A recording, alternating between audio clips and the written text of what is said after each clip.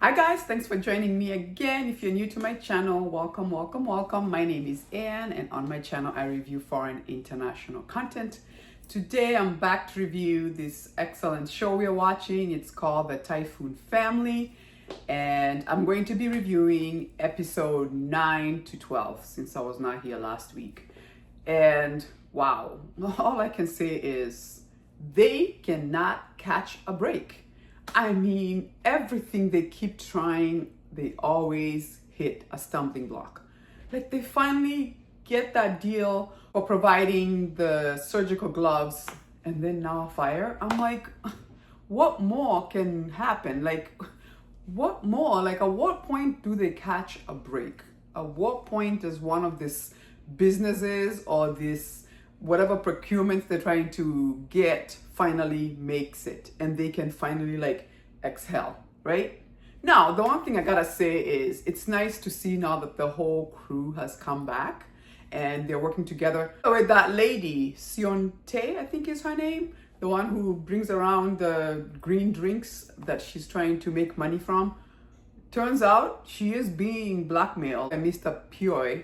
That promissory note, remember we couldn't find what happened to one piece of paper in the book, in the ledger. And I'm like, what did they have against her? And I get it, her family had children, it's a money thing, but what would make her betray her previous boss who was very nice to her and go and try to help that crazy guy? So I can't wait to find out why. And she even looked like she was gonna tell Taepong, and then I think she kind of chickened out, and I hope she gets a chance to tell him before, you know, that crazy son of Mr. Poi tells him.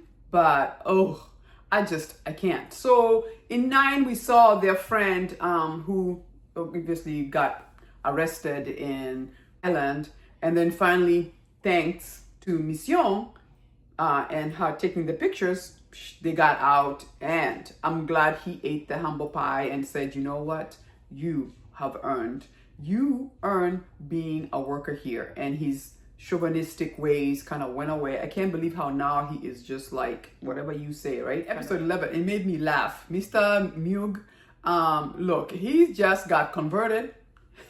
I don't know, they're waiting for the prophet to come because, you know, Y2K is about to happen. They kind of figured, look, we have no jobs, we have no money, we have nothing, so at this point, why don't we just wait for the world to end? So he's over there, he got all involved in that, I don't think it looks like a cult, and he is praying and everything, and they had to go like, come on, man, come on, you gotta come back to work, we need you. He came back, and I can't believe back in the day we had to write everything by hand, and his penmanship totally saved him. The other person that really broke my heart was Namo's mother telling the girlfriend, you can't date him. You can't date him, which is Miss Young's sister, because you're too poor. You're too poor, you don't have parents, you live with your grandma who's got dementia, you are raising your little brother. If your sister gets married, you are left with them, and that means my son would be responsible for it, and then that means I'm responsible. And it's like, look, we can't keep doing poverty anymore. And I just love how Namo stood up to his mom like, look, any mistakes we've made and the reason why we're here is because of the mistakes you've made. It's not other people or that kind of thing, and stop trying to blame her. If anything, I'm renting from Taepyeong, and actually Taepyeong is living in her house. If anything, she should be the one saying, I don't want to be around you guys because you guys are too poor. But I just thought that was so mean. I know it's the poverty that's making her scared, and then obviously she wants the best for her son, but it was so selfish in the fact that she didn't even think about her own son and her son's happiness. So that I loved the fact that he stood up to her like, look, mom, you just need to stay out of it, right? Like, not your problem. And then now we come to this. They finally win the bid against Pyo's son and the whole company there. And finally, they get the gloves because their friend had to even go to, Malaysia to even try and just find these gloves. And they finally just got them. A fire, and I'm like, you know, it's Pyo's company that's trying to destroy them. And I'm just like, when are they ever gonna catch a break? Like, I'm really hoping soon here because, oh my gosh, like, I mean, one thing I gotta say is they got nothing to lose. So they're willing to try any business that they can to see what's gonna help them come up again, right? I was really hoping at some point the flowers, remember the flowers was his love. When do they go back to, like, I feel like maybe he should also look into that. I know right now IMF and maybe all these things that people would care for, like flowers and that kind of thing, is not that important. But maybe that is where his business should go. But I'm loving their relationship. Oh, she's funny. Clearly, he is falling in love. He's like, I'm in an unequated love. It's a one-sided love.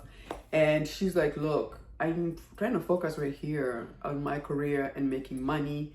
I don't know if I need the distractions of, like, love. That being said, she loves him. It's just that she just wants to keep it professional. She's one of those girls, you can tell she's more like a bookie person. So that she doesn't appreciate love, but she's too focused for that right now. Like, look, I appreciate it, but could you like tone it down? Okay, can we just keep it professional? So I'm really loving their relationship. The only thing I was gonna say about this show is it feels like this could have easily been an 8-episode kind of show. There's some episodes that are just too elongated, like when they went to Thailand and their friend got arrested. That could have been like, I don't know, 20 minutes and resolve that and move on to the next thing. So it didn't feel like it needed to be so prolonged. I know they have to do 16 episodes, and there's parts that are starting to feel like you're just pulling that story so you can get your 16 episodes. And sometimes I almost want to say to the creators, like, look, if you give us 8 episodes that are just great, it's better than 16, right? That being said, still an excellent show. I'm loving the actors, the chemistry, everybody, and just the nostalgia of the 90s, 80s. It's just fantastic. Anyway, let me know what you thought in the comments down below. Thanks for joining me. Give me a like, subscribe. It does help to support my channel. And I'll see you next week. Deuces.